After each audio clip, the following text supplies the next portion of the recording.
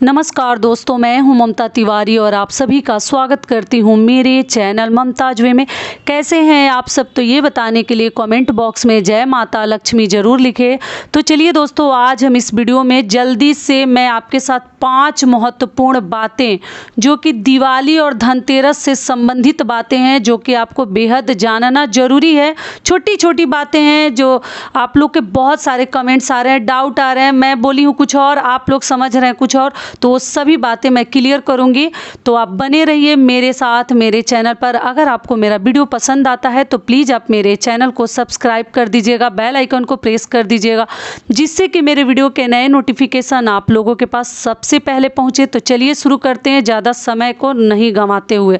सबसे महत्वपूर्ण चीज़ बता दूं कि देखिए, आप लोग पूछें कि दीदी धनतेरस की पूजा किस दिन करें। तो देखिए, धनतेरस की पूजा मैं एक वीडियो डाल भी चुकी हूँ, फिर भी बता दे रही हूँ जल्दी से कि देखिए, आप धनतेरस की पूजा शनिवार को भी कर सकते हैं, रविवार को भी कर सकते हैं, कोई डाउट नहीं है, क्योंकि त्रयोदशी तिथि शाम 6:02 से प्रारंभ हो रही है 22 अक्टूबर को। ठीक है, दिन है शनिवार, और रविवार को सुबह से ही है और शाम 6:03 तक, मतलब 24 घंटे का है, लेकिन 22 को शाम से प्राप्त हो रही है। तो इसमें आप देख लीजिए कि आपको किस दिन क्या खरीदनी है। आप लोग बोल रहे हैं दीदी संडे को नमक नहीं खरीदेंगे, तो शनिवार को झाड़ू नहीं खरीदेंगे, मतलब बहुत सारे कन्फ्यूजन आप लोग के अंदर चल रहा है। लेकिन उदया तिथि को अगर मान कर आप चलते हैं ना, किसी भी व्रत में हिंदू धर्म से अगर आप लेके चलते हैं तो उदया तिथि को ही मान्य दिया जाता है, माना जाता है। तो इसलिए हम लोग 23 को मनाएंगे। आप लोग पूछे हैं ना दीदी आप धनतेरस का व्रत किस दिन मनाइएगा, कीजिएगा पूजा, तो हम 23 को मनाएंगे। 23 अक्टूबर को दिन है रविवार। ठीक है, क्योंकि अगले दिन हम जो है, ऐसे तो छोटी दिवाली रहनी चाहिए, लेकिन इस बार थोड़ा बहुत ये ग्रहण की वजह से ना एक दिन पहले ही दिवाली अमावस्या से पहले ही हो जा रहा है। तो इसलिए आप लोग घबराइएगा मत। आप शनिवार को भी शाम को अगर चाहे तो मना सकते हैं, धनतेरस की पूजा कर सकते हैं, क्योंकि शाम से त्रयोदशी तिथि प्रारंभ हो जाएगी और अगले दिन शाम तक है। तो आप 6:03 से पहले कर लीजिए, अगर पूजा का शुभ मुहूर्त में आपको करनी है। ऐसे उदया तिथि में पूरा दिन मान्य रहता है, आप पूजा कर सकती हैं। ठीक है, तो चलिए अब आगे जान लेते हैं कि हमें कौन से 5 महत्वपूर्ण कार्य आप लोग को ध्यान रखने हैं। देखिए, सबसे पहला कार्य है कि आप लोगों को मैं बोली थी कि धनतेरस के दिन और दिवाली के दिन हमें किसी को पैसा नहीं देनी चाहिए, मतलब अपनी लक्ष्मी नहीं देनी चाहिए। इन 2 दिनों को आप बचा कर रखें, मतलब कोशिश करें कि ना किसी को कर्ज देंगे।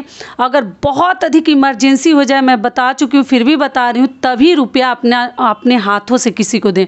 तो आप लोग बार बार कमेंट्स क्या कर रहे हैं, पूछ रही हैं मेरी बहनें कि दीदी हम लोग खरीदारी करेंगे तो पैसा तो देंगे। तो देखिए, अपने लिए आप कुछ खरीद रहे हैं ना, गिफ्ट के लिए, पूजा के लिए, आप दुकानदार को दे रहे हैं, शॉपकीपर को दे रहे हैं, तो वो देनी है। आप लोग इतना ज़्यादा कंफ्यूज हो जाती हैं ना कि मैं भी जल्दी से सोची कि वीडियो बनाती हूँ, क्योंकि बार बार आप लोग पूछ रहे हैं कि दीदी पैसा जब नहीं देनी है तो हम दुकानदार को कैसे देंगे। अरे आप शॉपिंग कर सकती हैं खुद के लिए, दूसरे को कर्ज वगैरह ना दे, या कोई मांगने आता है उसको जब तक कोई इमरजेंसी ना पड़ जाए तब तक मत दीजिएगा।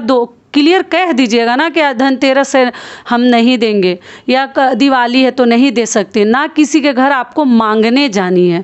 ठीक है, अब तो कंसेप्ट क्लियर हो गया ना। बिल्कुल टेंशन आप लोग मत लीजिएगा, खरीदारी कर सकते हैं, वो धनतेरस का खरीदारी हो या वो दिवाली का हो, बिल्कुल टेंशन मत लीजिएगा। अगली चीज़ क्या है कि आप लोग पूछे हैं दीदी झाड़ू अगर हम धनतेरस के दिन खरीदेंगे तो पूजा तो हम दिवाली के दिन करेंगे, तो क्या हम नया झाड़ू दिवाली के दिन कैसे इस्तेमाल करेंगे। कई ऐसी मेरे बहनें हैं कि उनके यहाँ नया झाड़ू ही दिवाली के दिन लगाया जाता है। तो आप कैसे लगाइएगा, दिवाली के दिन तो हम माता लक्ष्मी के स्वरूप में झाड़ू को पूजते हैं, धनतेरस को खरीदते हैं और दिवाली को हम पूजा करते हैं।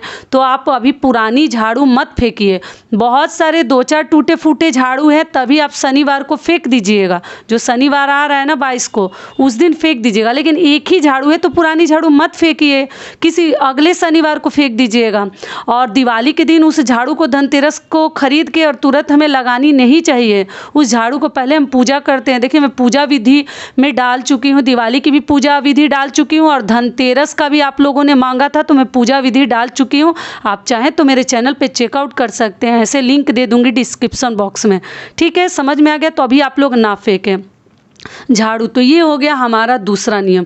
तीसरा नियम क्या है कि आप लोग पूछ रहे हैं कि दीदी धनतेरस के दिन लक्ष्मी गणेश जी की क्या पूजा करते हैं। तो देखिए, अगर आप धातु का रखे हैं तब आप धनतेरस के दिन लक्ष्मी गणेश जी की भी पूजा कर सकते हैं, या आप सुपारी से बना सकते हैं। मैं बता चुकी हूँ कि सुपारी से आप गणेश जी बना लीजिए, हल्दी से आप माता लक्ष्मी जी बना लीजिए, और कुबेर जी को आप लोग बोल रहे हैं दीदी हम लोग कुबेर जी की भी पूजा करते हैं, तो ठीक है, भगवान कुबेर के भी आप प्रतिमा सुपारी से बना सकते हैं। मैं तो केवल धन्वंतरी भगवान का ही बनाती हूँ, और साथ में विष्णु भगवान को रख देती हूँ, जो कि सभी स्वरूप में माने जाते हैं, मतलब धन्वंतरी भगवान के स्वरूप में ही विष्णु भगवान है। ठीक है, तो अगर आपके यहाँ कुबेर देव की भी पूजा होती है तो आप लोग एक और बना कर रख लीजिए। तो ये भी हो गया। तो आप लोग पूछें कि दीदी धनतेरस के दिन क्या नया मूर्ति अगर खरीद कर लाए हैं तो उसकी पूजा करेंगे? जी नहीं, नया मूर्ति की पूजा हम दिवाली के दिन करेंगे अगर मिट्टी का लाई हैं तो। लेकिन धातु का पहले से अगर आपके पास है तो आप धनतेरस के दिन उस मूर्ति को रखकर पूज सकती हैं। ठीक है, पुरानी मूर्ति अगर आपके पास है तो। अगली चीज़ क्या है कि पुरानी मूर्ति को आप लोग को दिवाली से पहले विसर्जन नहीं करनी है। ऐसा नहीं कि दिवाली से पहले पुरानी हटा दिए, अभी नई की पूजा तो दिवाली के दिन हम करेंगे, तो इसलिए पुरानी मूर्ति को आप लोग विसर्जन कीजिएगा दिवाली के बाद। तो उनको अलग स्थान पे अन्य जगह पे कहीं रखकर, अपने मंदिर में ही रखकर उनकी भी पूजा अलग से कर दीजिएगा, हटाते नहीं है। और जहाँ आप जो है चौकी पाटा रख कर अगर पूजा करी है, नीचे कहीं जगह अच्छे से स्थापित करके नई मूर्ति की पूजा वहाँ कर दीजिएगा। पूजा विधि कैसे है साधारण तरीके से मैं करके सब कुछ बता चुकी हूँ। ठीक है, तो इसलिए आप लोग पुरानी मूर्ति को ना हटाएं। ये भी क्लियर हो गया। और पुरानी मूर्ति को आप पूज सकते हैं धनतेरस के दिन, कोई दिक्कत नहीं है। नई मूर्ति रखिए दिवाली के लिए, और धातु का है तो वो भी आप ले सकते हैं। तो ये मूर्ति का लेकर हो गया।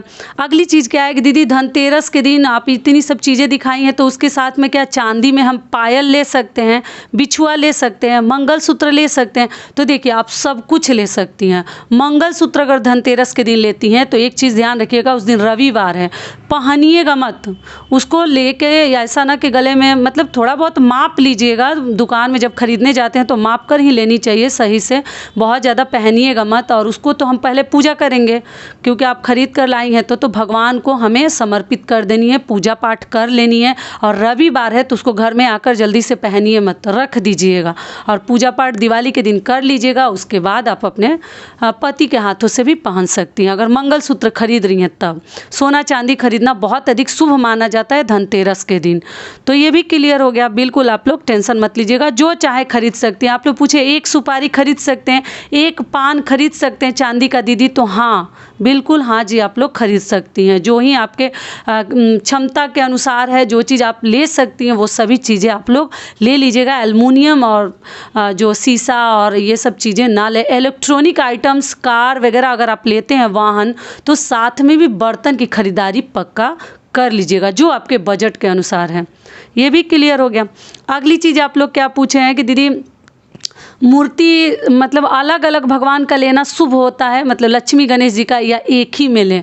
तो देखिए दोनों प्रकार से आप मूर्ति ले सकते हैं, जैसा आपको मतलब अच्छा लगता है। सुंदर मूर्ति जो जच जाए मन में, बार बार मूर्ति को ना देख देख कर छोड़नी नहीं चाहिए। हाथ में जब उठा लिए हैं ना, एक बार में ही आँखों से देख के पसंद कीजिए।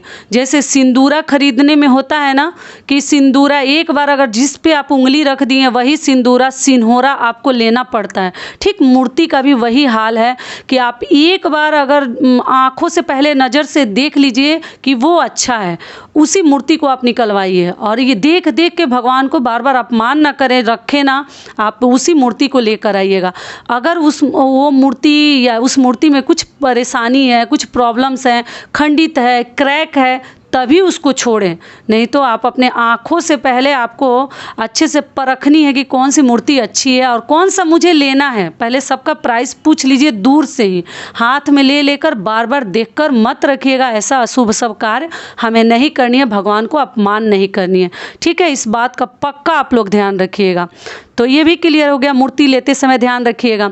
अगली चीज़ क्या है कि जब गणेश जी का सूंड देखिएगा तो आप लोग पूछ रहे हैं दीदी कैसे देखें। देखिए मैं कई बार बता चुकी हूँ, फिर भी थोड़ा ध्यान से नहीं सुनेंगे तो गड़बड़ तो होगी ही, कमेंट्स तो आप लोग करेंगे ही।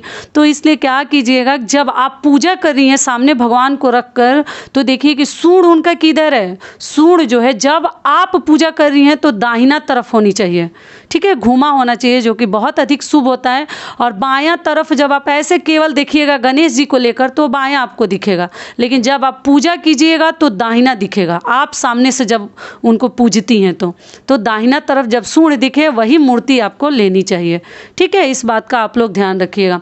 अगली चीज़ क्या है कि जब सेपरेट सेपरेट आप लोग लेते हैं तो लक्ष्मी जी को कभी भी, जब पुरुष को और महिला को मतलब स्त्री को जब एक साथ किसी भी पूजा में बैठाया जाता है तो ध्यान रखा जाता है कि स्त्री जो है हमेशा पुरुष के दाहिना तरफ बैठती है। ये चीज़ देखिए मैं वीडियो में बता चुकी हूँ, फिर भी बार बार बता रही हूँ। आप लोग का क्लियर ही नहीं हो रहा है, कंफ्यूज ही रह रही हैं, तो इसलिए ये चीज़ सोची मैं समझा दूँ बोलकर, ठीक है। तो जब कभी भी उनकी स्थापना कीजिए, उनको स्थापित कीजिए पूजा के लिए, तो गणेश जी के दाहिना साइड मतलब राइट साइड। आप लोग पूछ रहे दीदी दाहिना बायां, कितने लोगों को ये भी नहीं समझ में आ रहा है।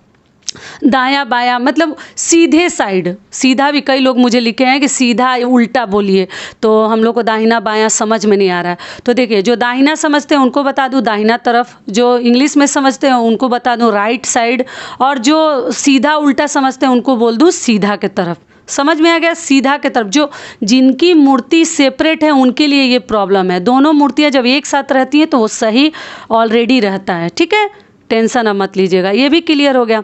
और अगली चीज़ क्या है कि आप लोग बार बार कह रहे हैं कि दीदी यम का दीपक हम लोग शाम को निकालते हैं, हम लोग खा पी कर मतलब देर रात को नहीं निकालते हैं, हम लोग देर रात को देखिए निकालते हैं। सच बता दूँ तो अगर आपके यहाँ शाम को निकाला जाता है तो आप ठीक उसी प्रकार से निकालिए, कोई ज़रूरी नहीं है कि आपको रात को निकालनी है। छत पर आप लोग पूछ रहे हैं तो जी नहीं, बार बार आप लोग पूछ रहे हैं दीदी जगह नहीं है तो क्या छत पर यमराज के लिए यम का दीपक रख सकते हैं? बिल्कुल नहीं। यमराज का और यम के दीपक का मतलब हुआ कि घर से बाहर करनी है, उसको अंदर नहीं रखनी है। आपको दिया को कैसे भी करके है कि घर के बाहर निकालनी है। कम से कम जगह नहीं है तो दहलीज अपने चौखट से बाहर उसको रख दीजिए, थोड़ा सा ही जगह है तो क्या हुआ। ऐसे नियम है कि घर से कुछ काफ़ी दूर पर ले जाकर रख देनी चाहिए।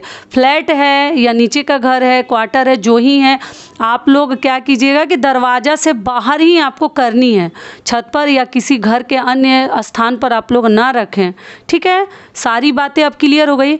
तो आशा करती हूँ, उम्मीद करती हूँ कि इस वीडियो से मेरी बहनों को बहुत अधिक लाभ मिलेगा। फिर मिलती हूँ एक नए वीडियो में, तब तक के लिए नमस्कार। स्वस्थ रहिए, सुरक्षित रहिए और जहाँ कहीं भी रहिए खूब खुश रहिए। आप सभी को हैप्पी दिवाली इन एडवांस।